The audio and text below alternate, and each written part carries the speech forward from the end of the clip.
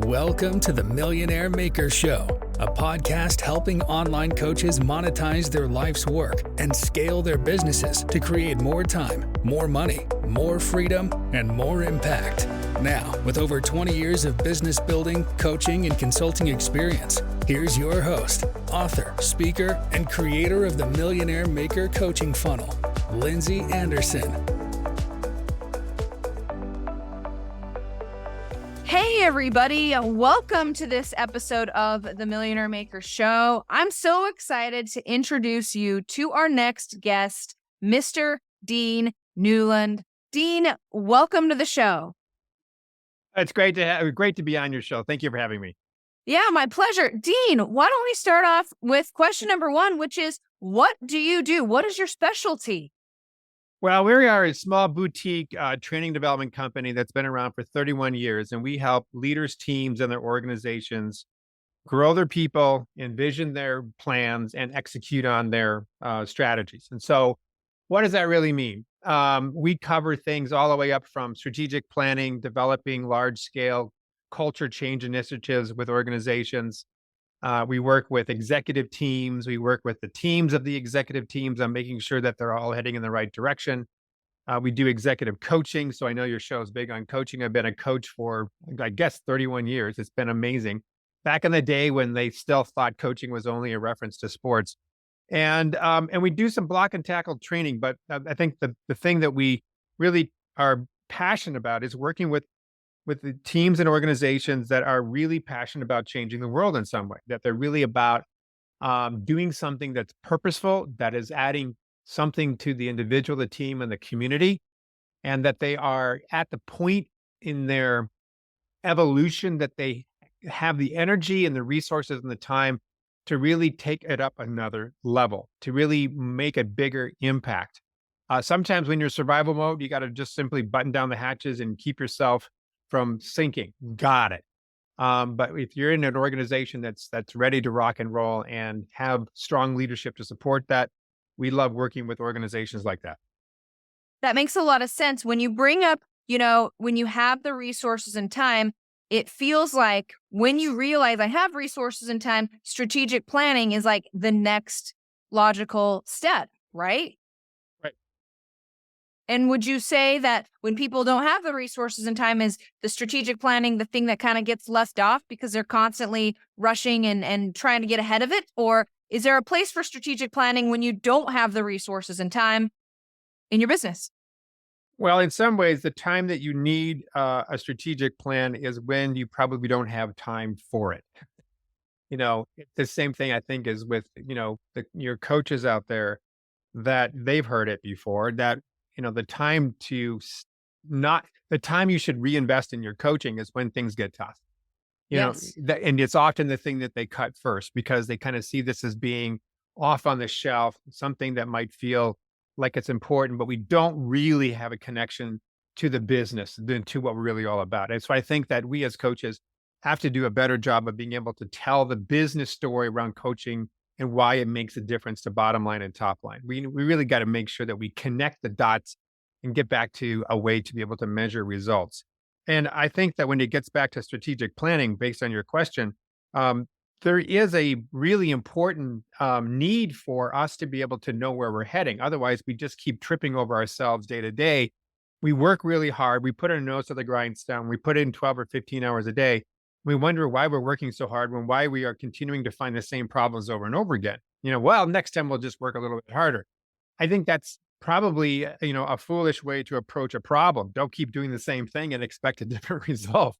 So strategic planning can help us pull back and get into a higher altitude of vision to be able to see where we're heading, not just today or tomorrow, this quarter, next quarter, but maybe a year out, maybe a couple years out. And the further out you go in your planning, the more you need to be less specific because changes happen all the time in the market, but you can still have a general direction. So long story short, I think that strategic planning is extremely important, whether you're a large organization, whether you're a small company, or whether you're even an individual. We all need a plan to move forward. That doesn't mean that we can't have flexibility and agility, but it means that we have decided where we're going, and conversely, we've decided where we're not going.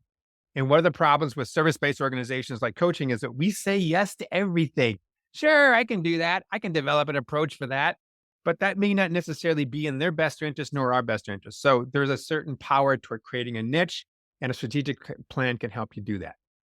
I love that. I love that. Something that I'd say a lot, Dean, that's really lining up with what you're talking about, which is I tell people if you're feeling the grind and you can't seem to get ahead in your coaching business and you're kind of at the same place and there's a lot of chaos, that you need to slow down to speed up. And part of that slowing down is creating a strategic plan. Would you agree that a strategic plan is your way out of the hustle and the grind and the franticness that can be running a business? Well, yes, and the and is the hardest part of a strategic plan is not in the development of it, it's in the execution of it. It's one thing to get a group of people or yourself to break away from your day to day to be able to get back to a larger view of what you want to do and make some decisions. Really important, but the hard part I think is actually in executing it, because you've decided on some new behaviors, new tactics, new goals, new processes, whatever it is, while you're still maintaining the stuff you've done in the past. And so now there's this sort of like we're building the ship or we're building the plane while we're flying it. And it's very difficult. And all the pressures of the day to day, those urgent, important things keep flooding at us all the time. And meanwhile, we're putting in new processes and new goals and new ways of being in this strategic plan that sometimes are counter intuitive to what we need to do today. So yes, it is the way out, but be clear, the execution is something that is as important and in fact, probably more important than the plan itself. And I would say, and I always tell this to executives or small business owners is, yes, okay, work with us on a strategic plan, but let's, before we get too far down the road, talk about how you're going to follow up on it. Do you need our help? Do you need somebody else's help? Doesn't matter. Make sure you schedule in times for follow-up, for dashboards, to measure results, to make course corrections, to do postmortems on where you are relative to where you were and to learn from that. Because most organizations are structured for execution. They're not structured for learning. And when we aren't structured for learning, we keep doing the same thing over and over again. So the strategic plan can help us move out of that pattern of always feeling like we are just, drowning in too much to do. So long as we execute and so long as we keep learning along the way, where we're making mistakes, where we are doing well, and bake that into the next step. Okay, so execution is very important. You mentioned one tip is to schedule in time for these postmortems, for learning, for actually executing. What other tips do you have for making sure we execute on our own strategic plan and that it doesn't just gather digital dust? Digital dust. That sounds great. Thank you. Another phrase. I love it. Aside from the planning of your follow through, it's extremely important to define the roles of those people who are going to help you execute it. Who's got point on this? Who's got point on that? What is their roles and responsibilities? That's really important. The other piece, I think, another tip is when you start executing on anything, you have to start making decisions around whatever it is you're executing on. Maybe it's a marketing plan. Maybe it's a new way of doing accounting, whatever it is. But you are going to be met all the time with a series of decisions that you will have to make. And the absence of making those decisions causes the strategic plan, that goal, or whatever, to come to a screeching halt. So part of the strategic planning execution process is let's get really good at making decisions. And we have to decide how we decide. And if you don't know how to make decisions, then that's an issue. Decisions sometimes are difficult for people because they involve risk. Also, they involve conflict with other people. And so one little tip that I picked up through somebody else, most of us steal information from other coaches and facilitators, is when you're dealing with a team of people around a decision, don't just say, hey, are we all in or are we all out? Okay. Because we're never all in or all out. It's kind of like to say, hey, Lindsay, I trust you, or Lindsay, I don't trust you. Sure. Well, maybe I trust you in the fact that you care, that you're competent, but maybe I don't trust you in the fact that you don't follow through. But in these other areas, I do trust you. Decision making is the same way. We don't all just say yes or no. We actually have intuitively inside of us some variation of that. So when a decision has to be made, I suggest people do like a 1 to 5 scale. Let's go around the room and say, okay, if you're a 1, you love this plan, you I love this love idea. that. Good, go. We know that you're fully on board. Number 2, what are you guys? The 2 people are like, yeah, it's pretty good, not bad. Number 3 is, I have some concerns about it. I voiced them, but it's not going to hold me back. 4, I've got some serious concerns about it. However, there are some strong subject matter experts on the team. I'm going to allow them to make the decision because I trust the fact that they are going to do what is right for the company or the team. Number 5 means like, heck no, this is wrong. I'm putting my foot down.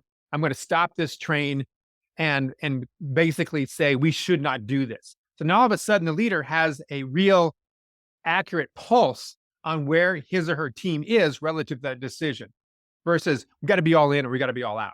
That's what Dean, I love that. That will also help, I'm guessing, people voice their opinions because it's like, I'm not going to say yes to that because I'm not all in. I think that's really wise. I'm going to be using that in my leadership meetings from here on out. Dean, thank you very much. Yeah, that really helps because then what it means is to finish that little tool, Lizzie, is that if we are a 4 or under, that means it's time to rock and roll and we don't go back over this decision again. We don't bring it up again. We don't put it in the next meeting agenda. We are done.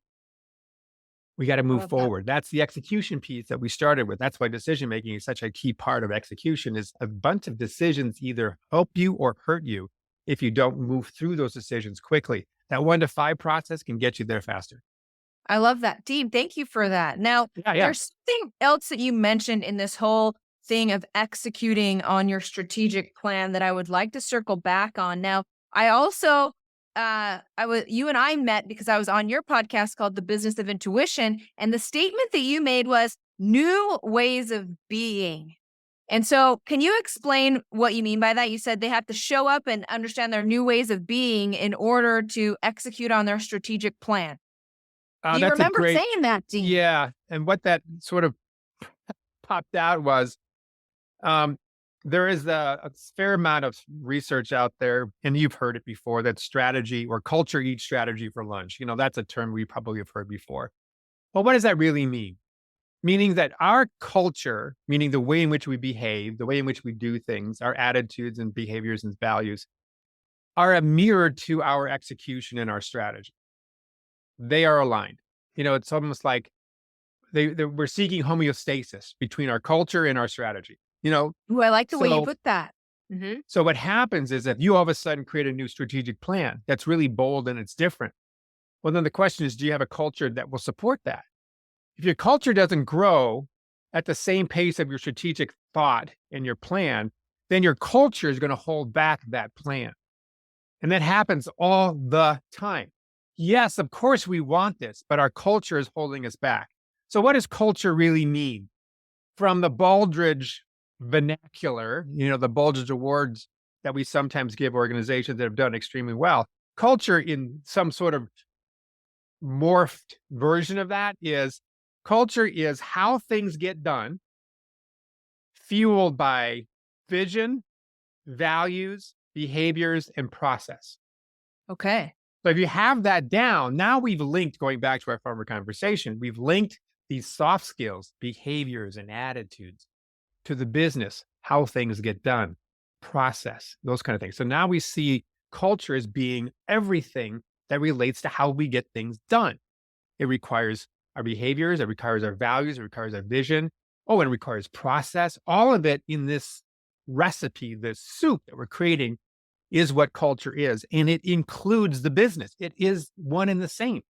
So when you talk about the person's, whole being showing up, we need to make sure that we realize that once you start creating a new strategy for a single individual, for a team, for a company, it doesn't matter, that there's going to have to be a new attitude, a new mindset, a new way of being for that individual, that team, or the organization, AKA our culture, in order to support that new level of strategy. And that's a conversation that has to be a part of strategic planning is, what kind of team or what kind of person do I need to be in a world where this strategy lives and breathes? Oh, we got to get a lot better at conflict. Oh, we got to get a lot better at decision making. We got to get better at making, strategic decisions, and we got to get better at learning. Whatever it is, it has to be able to match and support that strategy. Otherwise, your culture is going to pull it down. And I think that applies to also any like personal goal or business goal that you have. If you want to be $1 million business owner, you're going to get there a lot faster if your way of being is acting like $1 million business owner and not be, not a million, like $10,000 business owner. They act completely different. And so you can fast track this if you start adopting those behaviors, same as an organization would. So here's a quick exercise for anybody out there. So I would ask everybody who's listening to this to pull out a piece of paper and draw a line down the middle of it. And on the left-hand column, you write down all of the different things you want in your business in the future. Characteristics, money, whether you're traveling, you got new people on board, you don't, whatever it is, it's your laundry list. And the more you look at that laundry list, the more you go like, yeah, that feels right. That's what I meant to do. That's my purpose.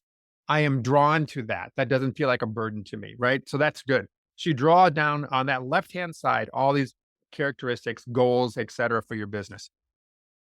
Then on the right-hand side, you write down all the kind of characteristics you need to be in order to attract that kind of business.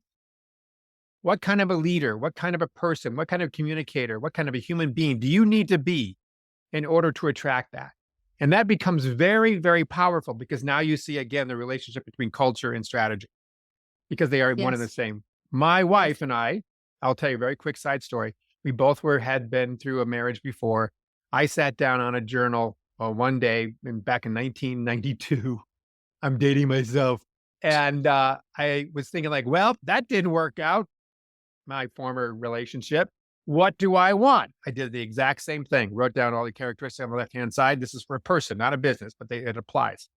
And then I went, okay, what kind of a person do I need to be in order to attract this kind of individual? I did all that, closed up my journal, read it a couple of times. Lo and behold, I meet this person. We start to date. We got involved in a business together.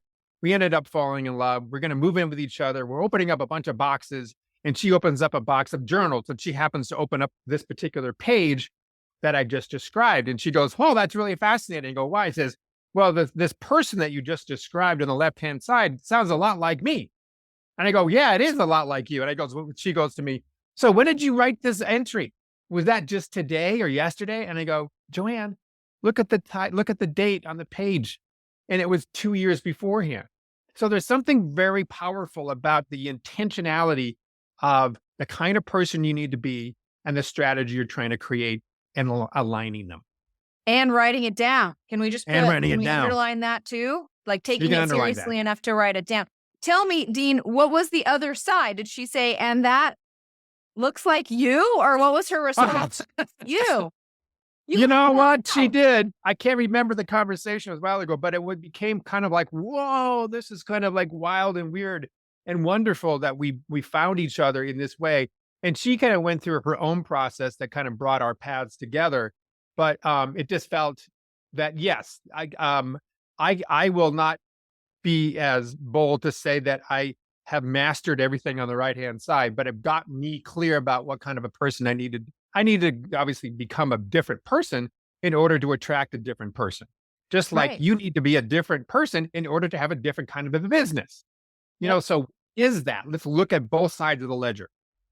And it can be, it's really one of the best things to do is just write it down. Like that just makes your brain start working towards that direction. Like people think it's more complicated than that, but like take yourself seriously enough and write the stuff down. Absolutely. I love that, Dean. Okay, let's talk a little bit about tech now. You and I, we've talked a little bit about AI and ChatGPT on previous conversations. Where are you and I know you're kind of a nerd this way, if you don't mind me saying so.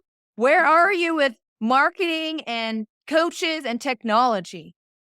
It's a great time because there was a futurist I once heard that said that the speed of change right now is the slowest it's going to be for the rest of our lives. And so that's a profound, scary, maybe a delightful idea. So technology is often the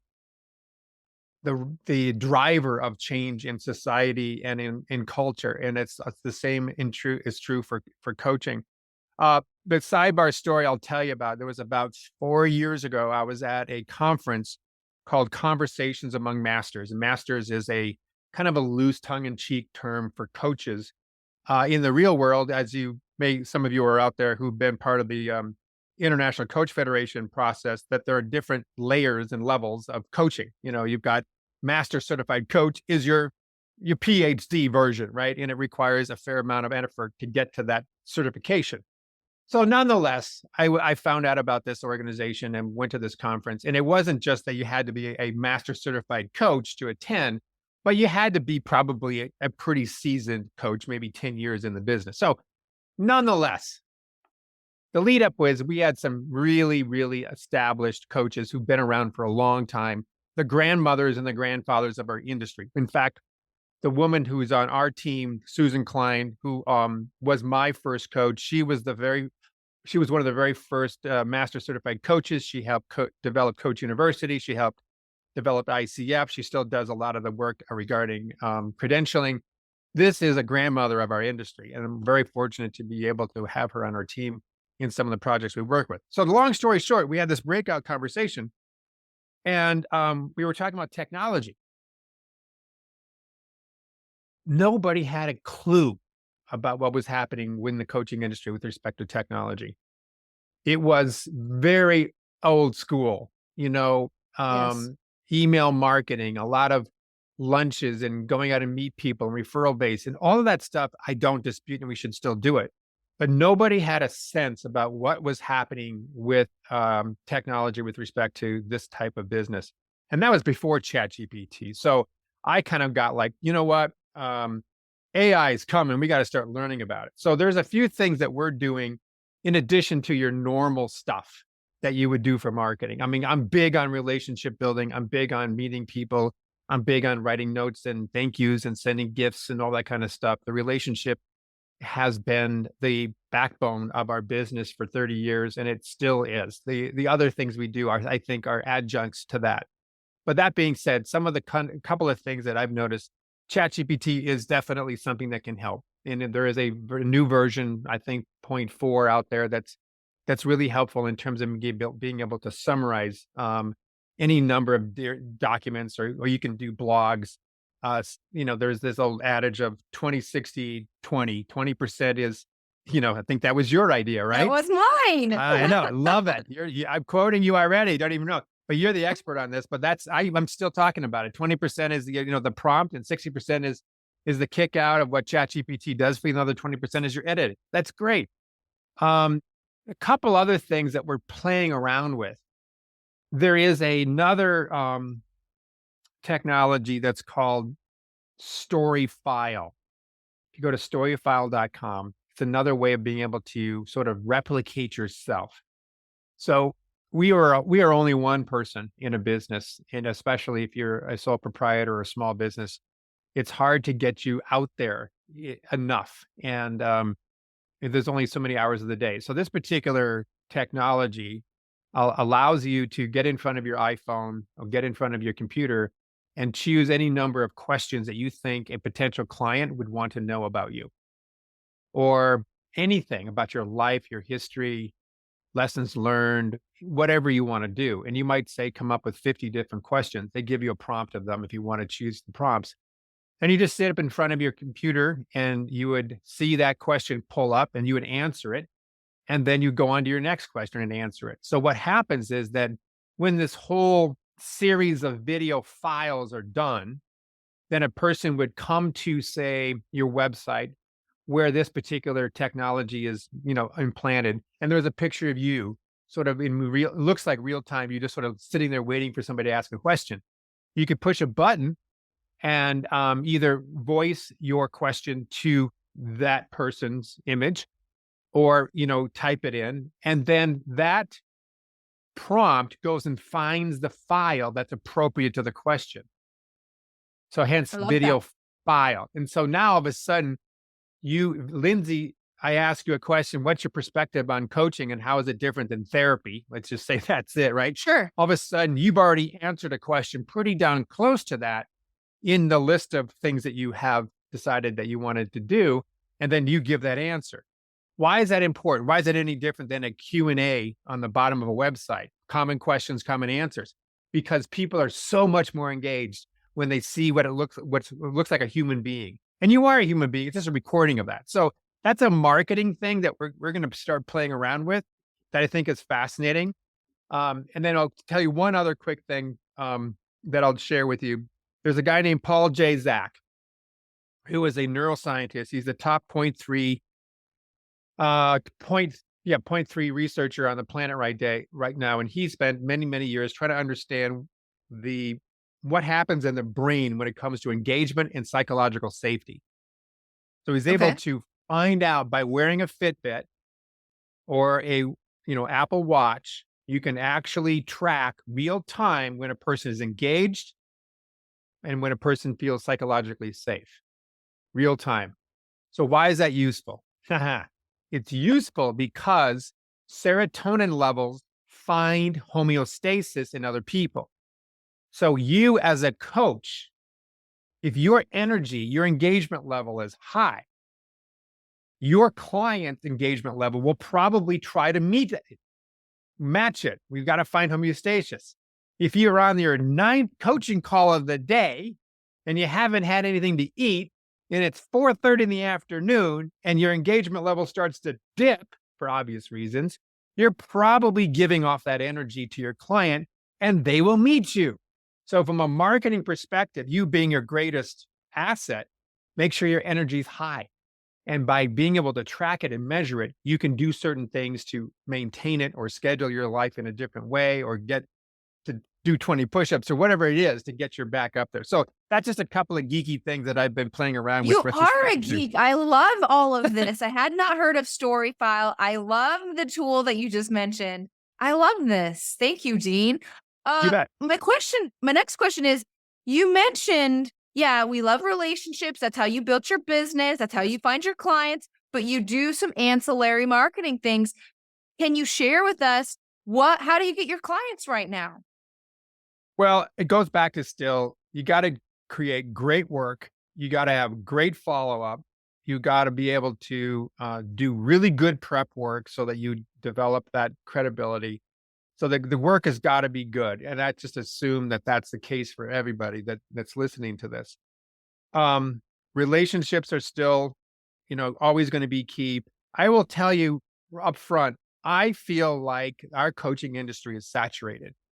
And when it comes to typical marketing, like blogs, like TikTok, like LinkedIn, it's not to say that we should. I think we should, put a certain amount of time and energy into those vehicles.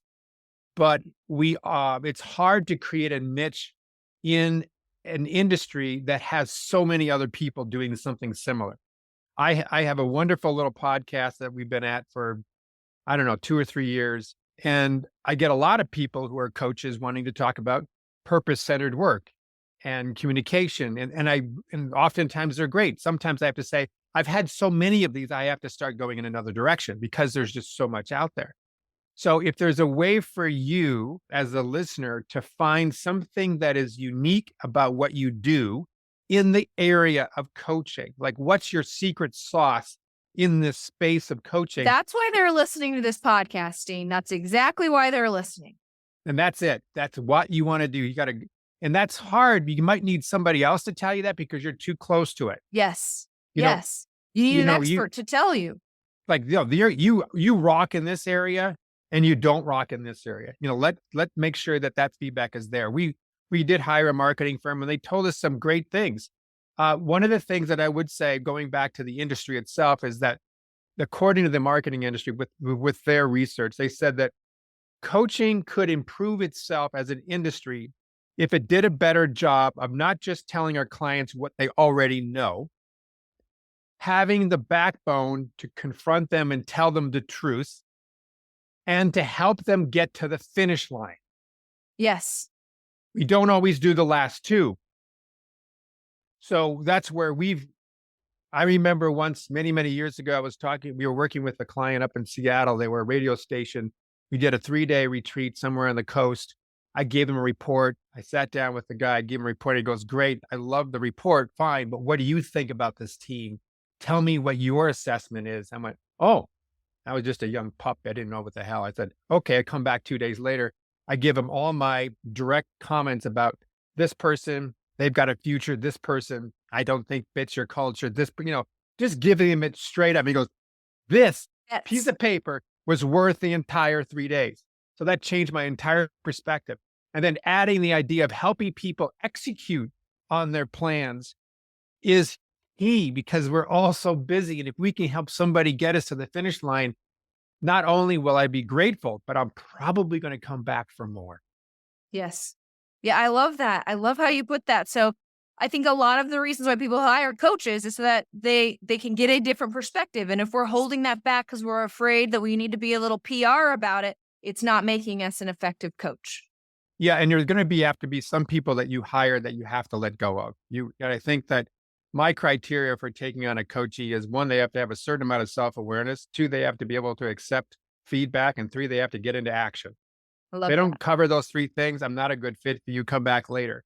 And I have at times fired my clients because they're not executing, or Yeah. they don't have the self-awareness, or they reject all the feedback that we give them. It's like, then you don't need a coach, go get a drinking buddy. That's okay. But that's not, and it's something about being able to have the boundary around no allows others to sort of see and feel that you're credible and that you're going to tell them the truth. You're not going to just give them lip service because you get paid for that. You need a risk. There's a great book by, I think it's Patrick Lencioni, who's written, so many other books about his story was really his story about his firm. And one of the key concepts was you have to be willing to risk losing the job by the feedback you give the client. I love that. Yes. And that's very applicable to coaching. Yes, it Absolutely. is. Okay, so I'm going to re-ask this question. Tell me how you're getting clients. Or is it mostly referrals? Do you send a weekly email? You said I don't really think LinkedIn and all this. So what are you doing? All right. So what we do right now is that we got the podcast, The Business of Intuition. And so we definitely welcome people to listen in on that. Number 2 is that we do send off probably 2 or 3 times a week, a blog that gets put to different social media platforms, and we interact with people that way. We're starting some TikTok videos and getting that refined and shaped because that's sort of creating an audience. And we're finding that there's certain sort of topics that are really, received really well, and some of them not Yes. as much. And so that's helping us refine our audience. And then we also support certain organizations. We go to fundraisers. We spend the $3,000 or $4,000 to go to a golf outing. We go to the places that our clients go and to be with them and to understand their business. And yeah, it's a cost of business. Dinners are a cost of business. Going out and having a drink with a client is cost. We're a potential client. There was one client that we now have that we've had now for a while. I nurtured the CEO for 18 months. Every quarter, I got together with him every quarter. And then when it became time for him to become CEO, I was ready and they were It was ready. time. And sometimes somebody will go, bang, Dean, we want you now. And other times they go like, they call out of the blue 2 years later, but you got to keep in touch with these people. And I think that a coach has to have as part of their role, that marketer role, the role of telling your story, connecting with people. It's not just about sitting down and having these wonderfully juicy, life-changing conversations. Most of us out there don't have the ability to hire people for that. But even so, the star of the show needs to go out there and kiss babies and shake hands. I love that. Agreed. So, Dean, my final question is this. Here you are. You've been in business for 30 years. You have a lot of experience as a coach. You have a great firm. What is one thing that you wish you could have told yourself at the beginning that really would have saved you a lot of time and grief, maybe some tears? That's a great coaching question. Um, it's a good question. I'm thinking about way back in like Seattle, Washington. What would I have liked to have told myself? The thing that comes to mind, Lindsay, is not so much on a marketing question, because I think, you learn and you grow and you expand. I think it has more to do with just trusting yourself. I love that. There was a lot of, you know, and I think we all have that, they were sort of, I'm going to go big picture and come back. Fear is a human characteristic and it's part of our DNA. We also have been through a certain period of time recently where fear has become even more prevalent. Um, and the pandemic certainly was real, but in the wake of the pandemic, we had another pandemic called fear. And I think we're still there. And the technology, as much as it is a connector, it's also a divider because we don't have time with each other. Great book that I'm reading right now by our current Surgeon General, Dr. Vivek H. Murthy. His book is called Together, The Healing Power of Human Connection in a Sometimes Lonely World. Talks about the fact that our fear and our isolation with one another has a very physical effect on us, such as it's the equivalent, if you were to be isolated and disconnected, to smoking 16 cigarettes a day or drinking 6 strong drinks a day. So this connection and isolation is a big part of all this. And so fear is everywhere. And I think that fear holds us back, and fear allows us not to listen and trust our intuition and our inner knowing that is such an important part of what makes us unique and cannot be replicated by, a chat GPT prompt, as good as they get. So I think if I were to go back to your question and say, what would I wish I had told myself and believed it? Yes. It's like, Dean, just trust yourself. You're fine, man. I like that. Thank you, Dean. Well said. Well said. Thank you. Well, thank you so much for being a guest on the show. Before I let you go, Dean, I'm going to turn the time over to you to let the listeners know anything you'd like them to know, give away anything you'd like to give away. How do we follow up with you, Dean? Well, look at the podcast, the Business of Intuition. Keep in touch with that. We might rename it in 2024, but we'll give people a bunch of notice about that. Our website is mfileadership.com. So that's Mary Frank Igloo. There's a lot of information on there. Just, dig through it. There's a whole resource page that has a ton of blogs, ton of content. We are not without content. We have a ton of that. And certainly check us out. Check me out on LinkedIn and social media. And of course, reach out to me in person if you'd like, if you have anything that you'd like more information on. I'm big at giving away what is needed at the time. And if there's something that somebody needs, let me know. Thank you so much, Dean, for being a guest on the show. Appreciate you. Thank you. Thank you for listening to the Millionaire Maker Show with master business coach and creator of the Millionaire Maker Coaching Funnel, Lindsay Anderson. Make sure you subscribe so you don't miss any future episodes. Until next time.